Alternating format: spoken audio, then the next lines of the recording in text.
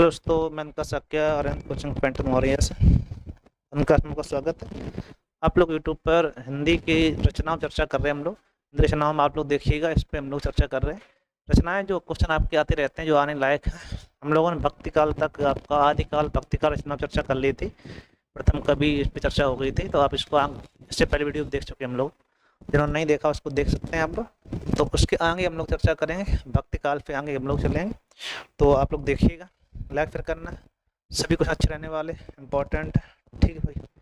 पहला क्वेश्चन पहले दिया गया, कृष्ण गीतावली रचना किसकी है? तो आप जानेंगे श्री कृष्ण गीतावली जो रचना आपकी है वो तुलसीदास जी की रचना है। ये ब्रज भाषा में किसमें लिखी गई? और ब्रज भाषा में लिखी गई। ठीक है भाई, रचना आपकी जो है ब्रज भाषा में लिखी हुई। विनय पत्र का भी तुलसीदास रचना है, ये भी आपको ब्रज भाषा में लिखी गई। ठीक है भाई। दोहावली, गीतावली, कप्तावली, ये सभी रचना तुलसीदास जी की हैं। इम्पोर्टेंट। रामचरितमानस भी रचना तुलसीदास की है और ये अवधि में लिखी गई। ये बात इंपॉर्टेंट है, इसको ध्यान रखिए, कई बार पूछी गई है। ठीक है भाई। हिंदी राम का परंपरा के अंतर्गत एक विशिष्ट कृति रामचंद्र का है। ये रचना है केशवदास की। ठीक है। कठिन काव्य के प्रेत ने कहा जाता है किसे? केशवदास जी को। ठीक है भाई, अच्छी रचना है। रत्नावली दोहा संग्रह, ये देखना है। रत्नावली रचना केवल अगर पूछा जाता है रत्नावली किसने, ये रत्नावली, तो रत्नावली रचना जो है वो तुलसीदास की। किसकी है? तुलसीदास। लेकिन रत्नावली दोहा संग्रह जो है वो रचना है रत्नावली जी की। ठीक है। ये तुलसीदास पत्नी थी। इन्होंने तुलसीदास के जो अलग अलग कविताओं के कहिएगा उनसे दोहा का संग्रह करके एक रचना बनाई, उसका नाम रखा रत्नावली दोहा संग्रह। ठीक है। तुलसीदास की पत्नी। तुलसीकृत विनय पत्र का किस भाषा में लिखी गई है? खूब पूछा जाता है, तो ध्यान रखिए। ये ब्रज भाषा में है। किस भाषा में? तुलसीदास के गुरु कौन थे, ये पूछ रहा है आपसे। तो तुलसीदास के गुरु बाबा नरहर दास को माना जाता है। ठीक है। किसे माना जाता है? बाबा नरहर दास। ठीक है भाई। आचार्य रामचंद्र शुक्ल ने तुलसी के प्रमाणिक ग्रंथों की संख्या कितनी मानी है? ये अच्छा क्वेश्चन है। इन्होंने प्रमाणिक ग्रंथ 12 माने। कितने माने? 12। ठीक है। अब कौन कौन से ग्रंथ हैं वो आपको देखने हैं।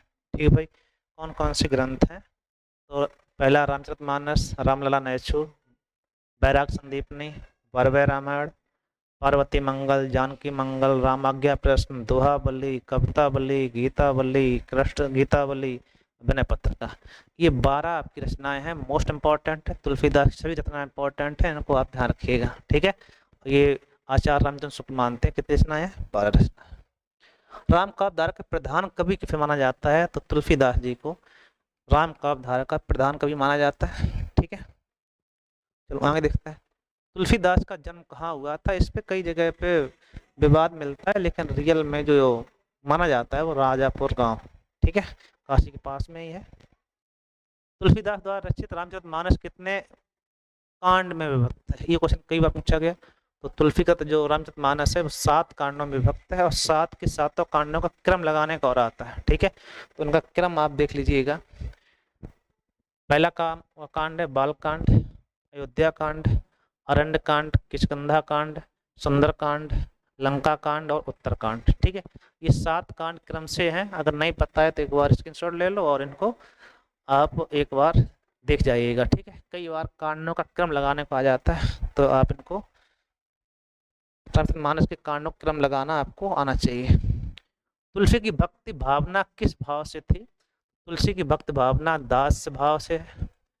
मीराबाई की भावना है वो प्रेम भाव की थी, और सूरदास जी की जो भावना थी सखा भाव की थी। किस भाव की थी? सखा भाव। ठीक है। अग्नि परीक्षा रचनाकार किसे माना जाता है? मोस्ट इंपोर्टेंट रचना है, पूछी जाती है। ये आचार्य तुलसी की रचना है, तुलसीदास नहीं है, आचार्य तुलसी है। ठीक है, दूसरे लेखक हैं। आचार्य तुलसी की रचना है अग्नि परीक्षा। मोस्ट इंपोर्टेंट, इसको आप ध्यान रखिएगा। कौन सी रचना तुलसीदास जी की नहीं है? दोहावली है, गीतावली या रामचरितमानस है? यामा आपकी महादेवी वर्मा जी की रचना है, वर्मा जी की रचना है, तो इसको आप ध्यान रखिए, महादेवी वर्मा जी की है। तो यामा, यामा, निहार, नीरजा, रस्म। ठीक है, भ्रमर गीत परंपरा के प्रवर्तक भी माना जाता है, तो सूरदास जी ने इसकी शुरुआत की भ्रमर गीत कर, जो परंपरा है रचना इनकी है भ्रमर गीत करके, ठीक है। तो ये सूरदास जी है। रसखान कवि किस भाषा के कवि है? तो रसखान ब्रज भाषा कवि है, ठीक है, मोस्ट इंपॉर्टेंट पूछा जाता है कई बार। मीराबाई के पद राजस्थानी भाषा में भाषा की किस बोली से लिखे गए हैं? तो मारवाड़ी। किसमें लिखे गए? मारवाड़ी, ठीक है। राजस्थानी की मारवाड़ी भाषा में ये लिखे गए, बोली में लिखे गए। रसखान कवि किस भाषा के कवि थे? तो आप कहेंगे ब्रज भाषा, वो दोबारा रिपीट हो गया। सूरदास की कृतियों की भाषा शैली कैसी है? सूरदास की जो रचना की भाषा शैली है वो ब्रज है। कबीरदास की बात की जाए, कबीरदास की बात की जाए, कबीरदास की भाषा जो थी कैसी थी? सदुक्कड़ी या पंचमेल खिचड़ी बोलते हैं हम लोग, ठीक है भाई। निम्नलिखित में से रचना रचना संग्रह में ब्रज भाषा है।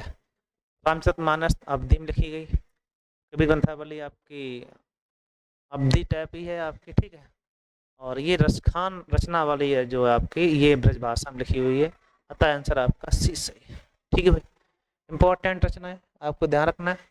पुष्ट मार्ग के प्रवर्तक किसे माना जाता है? तो पुष्ट मार्ग प्रवर्तक आपके वल्लभाचार्य जी है। ये जो मार्ग है आपको ये एक बार देख लेने हैं। देखो, रुद्र संप्रदाय के प्रवर्तक हैं विष्णु स्वामी, ठीक है। पुष्ट मार्ग संप्रदाय के जो पुष्ट मार्ग संप्रदाय जो है आपका वल्लभाचार्य जी का है।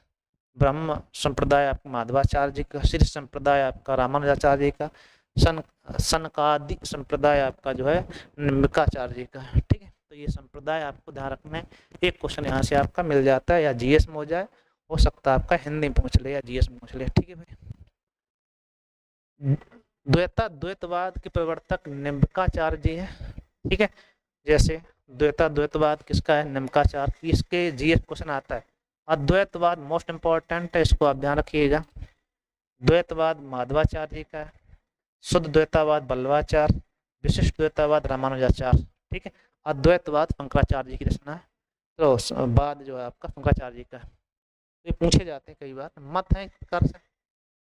निम्नलिखित में से कौन सा अर्थछाप का कवि सम्मिलित नहीं है? तो ये तीनों लोग हैं, लेकिन हरिदास जी नहीं है। तो आप ध्यान रखना कि इनके अर्थछाप जो थे श्री वल्लभाचार्य, उनके पुत्र विट्ठलनाथ, इन लोगों के 4 शिष्य लेके विट्ठलनाथ जी ने अर्थछाप की रचना की। और अर्थछाप कवियों में कुम्भन दास थे, सूरदास थे, परमानंद थे, कृष्णदास। ये चारों शिष्य थे किसके? वल्लभाचार्य के।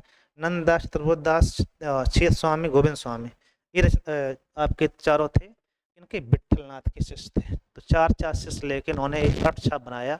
इसे अर्थछाप का जहाज सूरदास जी को कहा जाता है। ये आपको ध्यान रखना है, अच्छे क्वेश्चन है। नंददास की रचना किस ग्रंथ से संबंधित है? जो नंददास रचना आपकी रसमंजरी है, ठीक है। भावविलास देव की रचना है, महाकवि देव की, ठीक है भाई। वात्सल रस का सम्राट कवि पे माना जाता है? ये सूरदास पे माना जाता है, सूरदास। सूरदास, नंददास आदि अर्थछाप के कवियों में से कृष्ण काव्य धारा के कवि में भाषा कौन सी थी? तो आप क्या कहें हम लोग? ये ब्रज भाषा में अपनी कविताएं लिखते थे, ठीक है। सूरदास के गुरु का नाम था वल्लभाचार्य जी। क्या नाम था? वल्लभाचार्य जी, यह पूछा जाता है। इनमें से किस पुस्तक में सूरदास के दृष्टकूट पदों का संग्रह है? दृष्टकूट पदों का संग्रह किया है आपने साहित्य लहरी। किसमें किया गया? साहित्य लहरी, ठीक है। रचनाएं तीनों इन्हीं की थी। पायो जी मैंने राम रतन धन पायो, ये रचना किसकी है? ये रचना आपकी मीराबाई जी की पंक्तियां हैं, ठीक है। काफी फेमस है, इसमें कोई संशय नहीं होना चाहिए। मीराबाई किसे अपना इष्ट आराध्य मानती थी? तो फ्रीकृष्ण को आराध्य भी मानती थी और पति भी मानती थी, ठीक है।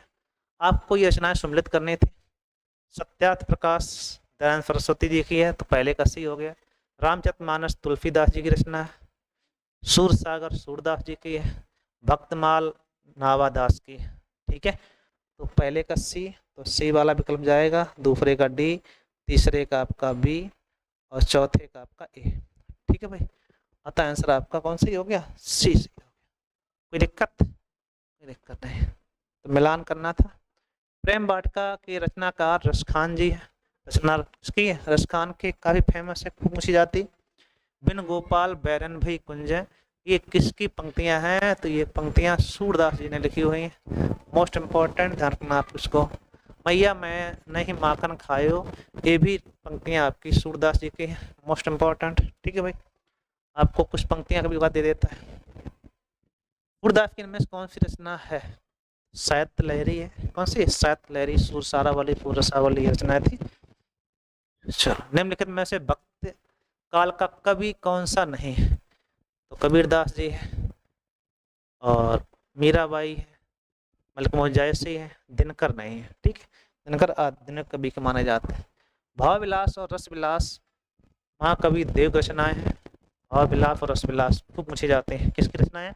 देव की रचनाएं, इनको आप ध्यान रखना। इनमें से कौन सी भक्तकालीन कवि नहीं है?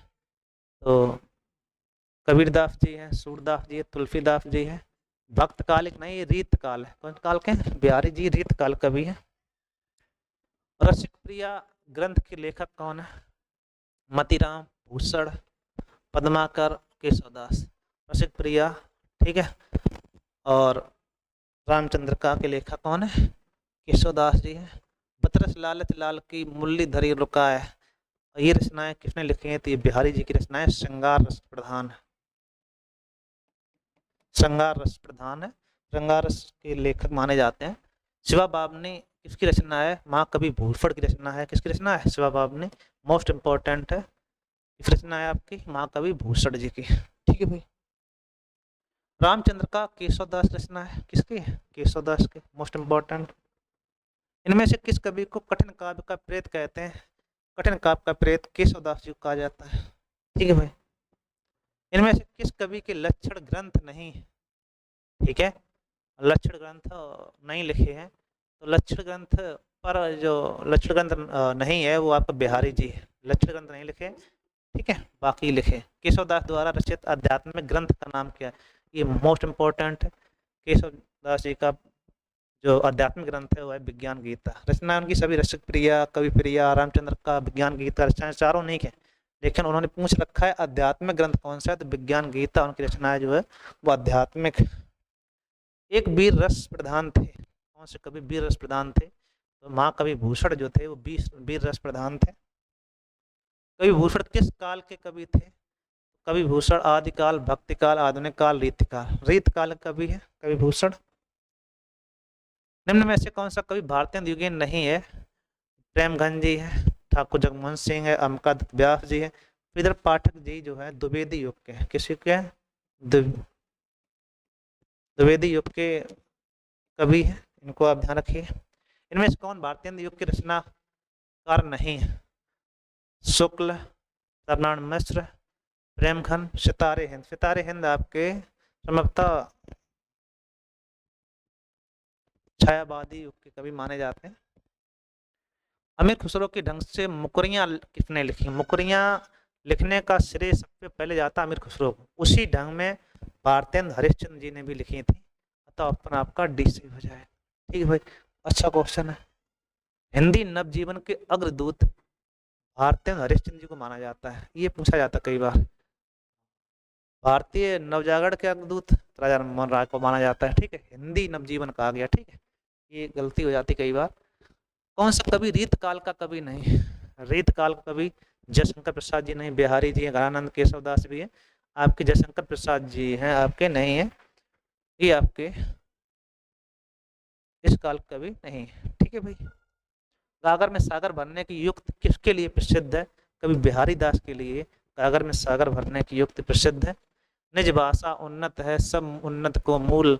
ये पंक्ति लिखी जो है अपनी निज भाषा नहीं छोड़नी चाहिए। भारतेंद्र हरिश्चंद्र जी की पंक्ति है, बहुत ही इंपॉर्टेंट है। कवि का काव्य भाषा ब्रज भाषा नहीं रही है, तो भारतेंद्र जी की है, सूरदास जी की है, बिहारी जी की है। मैत्रेयी गुप्त जी की जो भाषा है वो आपकी खड़ी बोली है। कौन सी?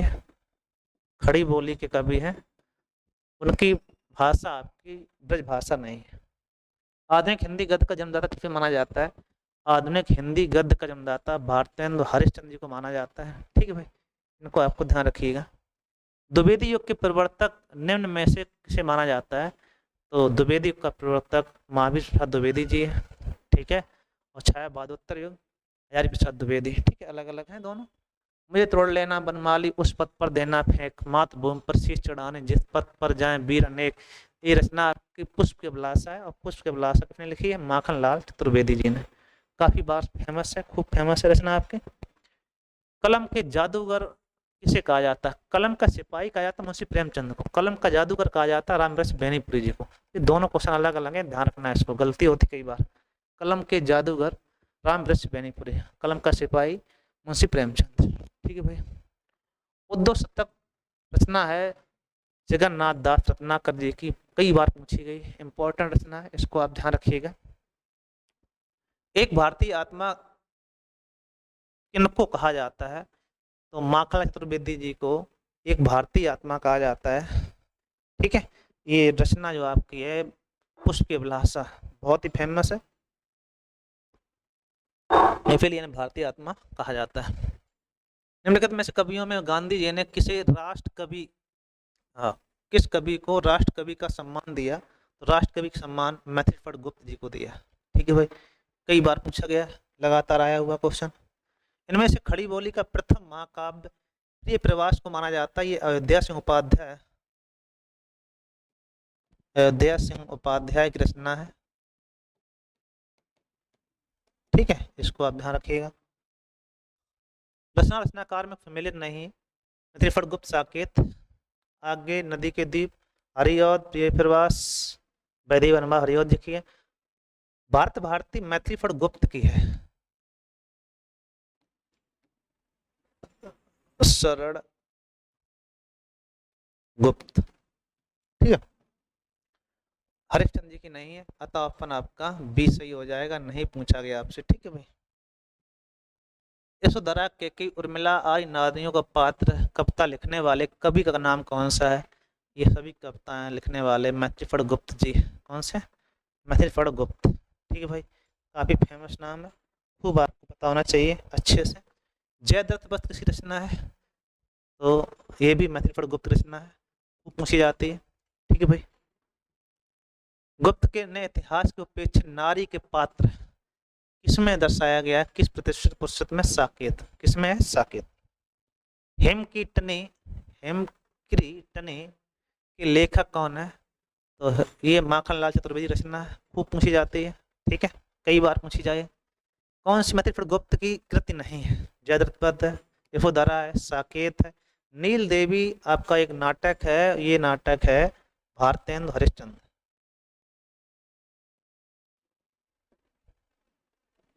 ठीक है भाई, हरिश्चंद्र जी का ये नाटक है। रश्मिरथी का रचयिता रामधारी सिंह दिनकर, और रश्मि केवल हो तो वो रचना आपकी है महादेवी वर्मा जी की।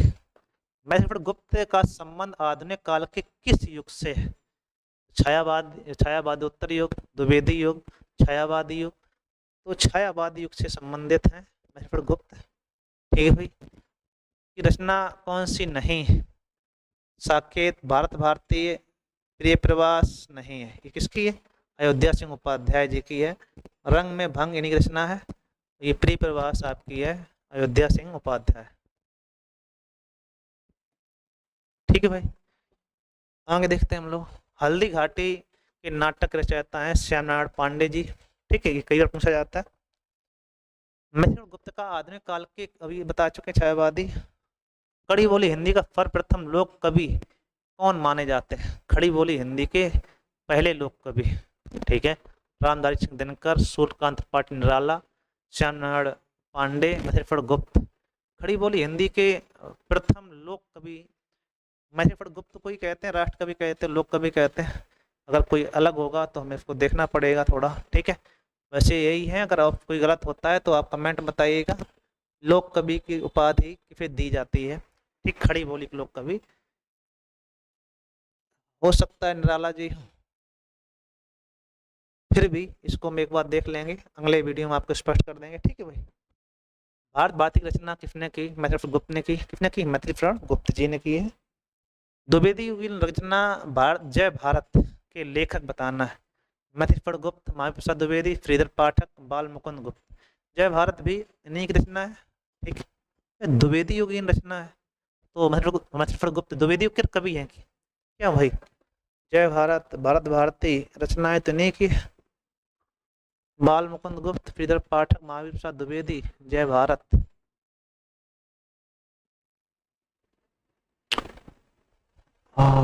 भाई क्वेश्चन फंस गया है, चलो इस पे गोला कर लेते हैं, क्योंकि क्वेश्चन हमें भी मिस हो रहा है, मिस होने से अच्छा है अगले वीडियो में आपको स्पष्ट करेंगे। द्विवेदी की रचना जय भारत किसकी रचना है। ठीक है भाई, वैदेही वनवास अयोध्या सिंह उपाध्याय हरिऔध की रचना है।